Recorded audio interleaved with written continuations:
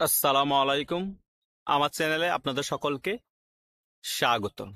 বাংলাদেশে কিছুদিন আগে একটি ঘোষণা এসেছে যে আওয়ামী লীগের পক্ষে যে কথা বলবে তাকেও আইনের আওতায় আনা হবে। কিন্তু গতকালকে ছাত্র শিবিরের সভাপতি যে বাংলাদেশ আওয়ামী লীগের পক্ষে হয়ে যে কথা বলেছে তার জন্য কি আইনানুগ ব্যবস্থা নেওয়া হবে? আমরা যারা ইউটিউবার আছি তারা আমরা মনের মধ্যে যে কোনো একটি আদর্শ ধারণ করি। আমরা ইউটিউবের মধ্যে আমাদের যে কোনো মতামত প্রকাশ করতেই পারি। আমাদেরকে ভয়ভীতি দেখানো, আমাদেরকে আওয়ামী লীগের পক্ষে কোনো কথা গেলে ধরে নিয়ে যাওয়া, অনেককে ভয়ভীতি দেখিয়ে স্টপ করে দেওয়া, এগুলো তো গণতান্ত্রিক দেশে হতে পারে না। হতে পারে? আপনাদের কাছে প্রশ্ন রইল। এই যে গতকাল ছাত্র শিবিরের সভাপতি ছাত্রদের আন্দোলনে গিয়ে একটি বক্তব্য বলেছে, আগে যে ফ্যাসিস্ট সরকার ছিল শেখ হাসিনা, এই সরকারের থেকেও অনেক বেশি ভালো ছিল।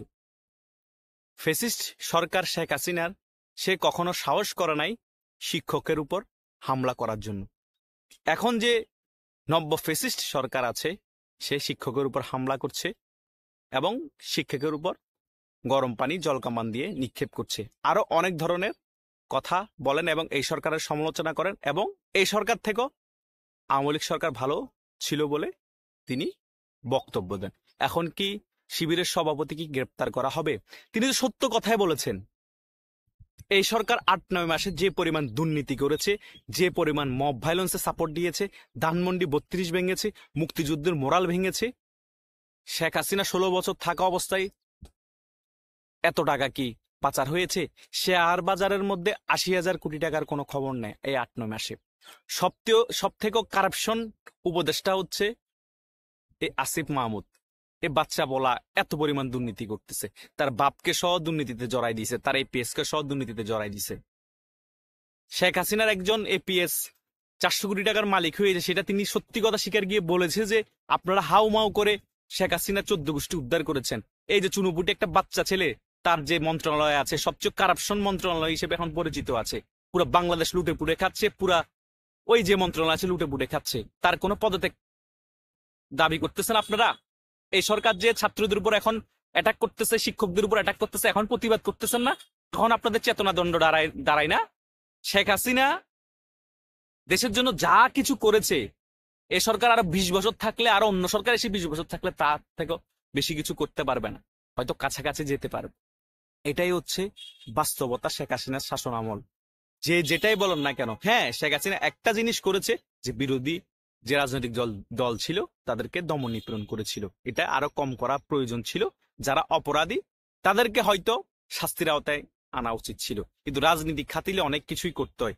সেই দিক দিয়ে আমরা সমালোচনা 100% করব। আর আওয়ামী লীগের যেসব পয়সালা ছিল, অশিক্ষিত মূর্খ, তাদেরকে ধরে নিয়ে এসে টাকার বিনিময়ে অনেক জায়গায় মনোনয়ন দিয়ে দিয়েছে, মনোনয়ন বাণিজ্য করে। সেটাও দল ক্ষতির কারণ, দেশের অনেক জনগণ এটার কুফল পেয়েছে, সুফল পায়নি। এই জিনিসগুলো উনি খারাপ করেছেন, কারণ উনি তো আর প্রত্যন্ত গ্রামে উপজেলা প্রত্যেকটা গিয়ে গিয়ে দেখা সম্ভব না। যাদেরকে দায়িত্ব দিয়েছেন তারা কারাপশনে জড়িয়ে পড়েছেন, মনোনয়ন বাণিজ্য জড়িয়ে পড়েছেন, টাকার পাহাড় গড়ে ফেলেছেন। তাদেরকে সিলেক্ট করে আইনের আওতায় আনা দরকার ছিল শেখ হাসিনার আমলে। এখনো তাদেরকে আইনের আওতায় আনেন যারা টাকা পাচার করেছে, দুর্নীতিগ্রস্ত ক্রিমিনাল। কিন্তু শেখ হাসিনার শাসন আমল এই ৯ মাসের থেকেও ভালো ছিল। সেটা আস্তে আস্তে সকলে বলা শুরু করছে, শুধু শিবিরের সভাপতি না। দেখবেন সুশীল কুশীল যতই আছে, বাম ডান সকলেই বলবে, হুজুর আলেম ওলামা সকলেই বলা শুরু করবে, কারণ তারা বুঝতে পারতেছে যে কি জিনিস হারিয়ে ফেলেছি। অন্তত মনদের ভালো ছিল। বাংলাদেশে এত পরিমাণ জনগণ, এই জনগণকে কন্ট্রোল করা পসিবল না। এদিকে আন্দোলন, ওইদিকে আন্দোলন, রিক্সার আন্দোলন, সিএনজির আন্দোলন, শেখ হাসিনা এগুলো দমন করে দিয়েছে। এদিকে ওলামা লীগ, ওই লীগ, ওলামা ওলামা দল, তারপরে আপনার হেফাজতি, কওমি, হাম্বলি, অভাব নাই আপনার, সুন্নি, ওয়াবি, শিবির, জামাত, এত ধরনের মতাদর্শের মধ্যে শেখ হাসিনা কি শক্ত ১৬ বছর দেশ শাসন করেছে।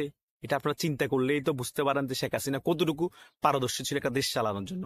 এই সরকারের পরিস্থিতি দেখেন, তিনি একটা বন্দরের প্রোগ্রামিং এ দাঁড়ায় বলতেছে পৃথিবীর সারা দেশের হাতে সেরা বন্দর দিচ্ছি আমরা, মানে বাংলাদেশ বিক্রি করে দিচ্ছে পৃথিবীর সারা দেশের হাতে। তিনি অকপটে সেটা বলতেছে, শিখে যাচ্ছেন। আর বাংলাদেশের জনগণ এটা নিয়ে কোনো কথাই বলতেছে না, হাই উতাস করতেছে না। আর মিডিয়াতে প্রচার করা হচ্ছে আওয়ামী লীগের পক্ষে কথা বলে তাদের গ্রেপ্তার করা হবে, আওয়ামী লীগের পক্ষে কোনো কথা বলা যাবে না। আরে ভাই, শিবিরের সভাপতি আওয়ামী লীগের পক্ষে কথা বলে, মিডিয়াতে যাদেরকে টকশোতে নিয়ে যাওয়া হয় আওয়ামী লীগের পক্ষে কথা বলে, মাসুদ কামাল আওয়ামী লীগের পক্ষে কথা বলে, গোলাম মাওলা রনি আওয়ামী লীগের পক্ষে কথা বলে, তারপরে নাস্তিক মুফাসসিল আওয়ামী লীগের পক্ষে কথা বলে। তোদের পিনে গিয়ে কয়দিন পর আওয়ামী লীগের পক্ষে কথা বলবে? তোরা কয়জনকে গ্রেপ্তার করবি রে ভাই? এগুলো হচ্ছে ফাও কথা, ভয় দেখানোর জন্য। মানুষের মতাদর্শ থাকবে গণতান্ত্রিক দেশে, মানুষ মানুষের মতামত প্রকাশ করবে, যেন গ্রেপ্তার করতে হবে।